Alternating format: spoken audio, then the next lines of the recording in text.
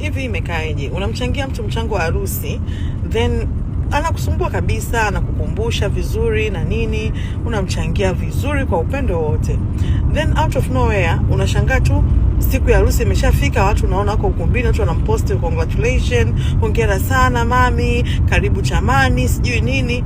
Umechanga 200,000, 300,000, 1,500,000, yani hivyo.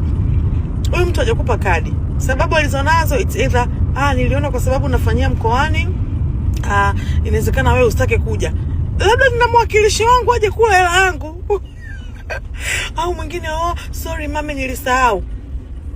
Mbona kunikumbusha mchango kusahau? Na unamchangia mtu hela ya maana kabisa, eti amekusahau. Yaani amekusahau vipi? Yaani how? Kwa nini ukusahau pesa yangu? Kwa nini ukusahau mchango wangu? Haya, hii kitu kingine.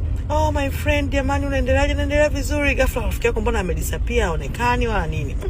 Au anauma, ukimcheki no I'm okay, I'm good man, nimesafiri mara nini. Ghafla unashangaa tu amempost congratulations, ana mtoto. Yaani maana yake ni kwamba wewe ni mharifu, yaani wewe muhaini. Kwenye urafiki wenu maana yake wewe ni muhaini. Jamani.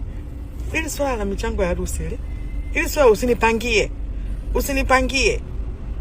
usinipangie kwenye hela yangu.